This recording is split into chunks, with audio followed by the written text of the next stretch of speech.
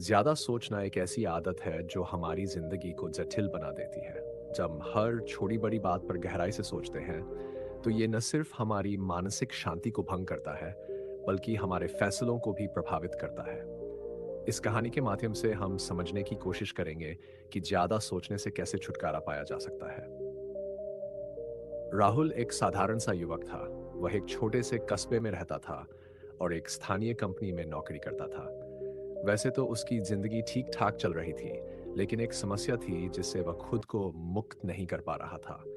वह हर छोटी बात को लेकर बहुत ज्यादा सोचता था। वह चाहे कोई भी निर्णय लेना हो, उसे घंटों, कभी-कभी दिनों तक सोचने में लग जाते थे। उसे हमेशा इस बात की चिंता रहती थी कि कहीं उसका निर्णय गलत न हो जाए। राहुल के मन में हमेशा अनेकों विचार चलते रहते। अगर ऑफिस में कोई नया प्रोजेक्ट मिलता तो वह सोचना शुरू कर देता कि क्या वह इसे सफलतापूर्वक पूरा कर पाएगा। अगर दोस्तों के साथ कहीं बाहर जाने की बात होती, तो वह सोचता कि क्या वहां जाकर उसे अच्छा लगेगा या नहीं। यहाँ तक कि वह यह भी सोचता कि अगर उसने गलती से कुछ गलत कह दिया तो लोग क्या सोचेंगे। इस तरह के विचार उसके मन में लगातार चलते रहते थे, जिससे वह बहुत परेशान रहता था। राहुल को एक बात समझ में आ गई थी कि उसका ये ज्यादा सोचना उसकी जिंदगी को मुश्किल बना रहा है, लेकिन वह इसे रोक नहीं पा रहा था। वह जानता था कि उसे इस आदत से छुटकारा पाना होगा, लेकिन उसे कोई रास्ता नहीं सूझ रहा था। एक दिन राहुल का एक पुराना मित्र उसे मिलने आया। अमित शहर में एक मशहूर मोटिवेशनल स्पीकर बन चुका था। जब अमित ने राहुल के चेहरे पर चिंता की लकीरें देखी, तो उसने पूछा, क्या बात है राहुल? तो देखिए राहुल, तुम इतने परेशान क्यों दिख रहे हो? राहुल ने अपनी समस्या बताई। अमित ने मुस्कुराते हुए कहा, तुम्हें एक छोटी सी कहानी सुनाता हूँ, शायद इससे तुम्हें कुछ समझ आए। अमित ने अपनी कहानी शुरू की। एक समय की बात है। एक गांव में एक किसान रहता था। वह किसान हमेशा चिंता में रहता था।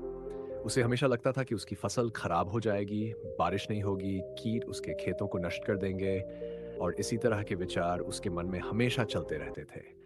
वह सोच सोच कर खुद को थका देता था और कुछ भी नहीं कर पाता था। एक दिन गांव में एक जानी संत आए। किसान ने उनके पास जाकर अपनी चिंता बताई। संत ने मुस्कुराते हुए किसान से कहा, तुम्हारी चिंता समझ में आती है, लेकिन क्या तुमने कभी सोचा है कि इन चिंताओं का कोई अंत है?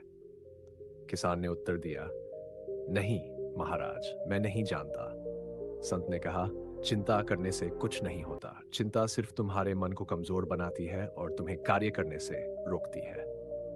संत ने किसान को एक मंत्र दिया, जब भी तुम्हारे मन कोई चिंता आए तो उसे तुरंत उस क्षण के काम में बदल दो। सोचो कि तुम अभी क्या कर सकते हो ताकि वह चिंता सच न हो।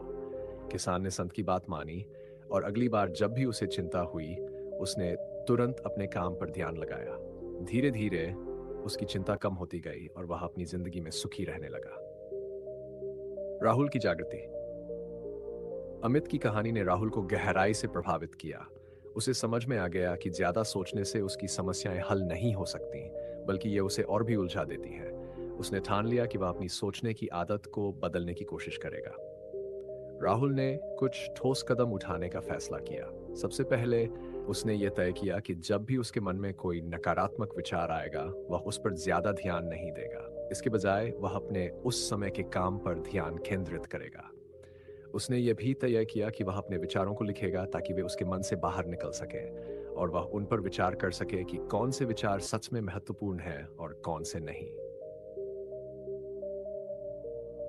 राहुल ने योग और ध्यान की प्रैक्टिस भी शुरू की, जिससे उसके मन को शांति मिल सके। उसने अपने आप को समय देना शुरू किया, जहां वह खुद के साथ बैठता और बिना किसी रुकावट के सिर्फ अपने मन को शांत करता।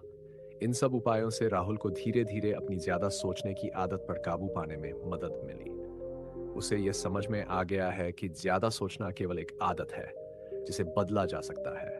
उसने अपनी सोचने की आदत को नियंत्रण में कर लिया है और अब वह अपने जीवन के हर पल का आनंद ले रहा है। इस कहानी का संदेश बहुत सीधा है।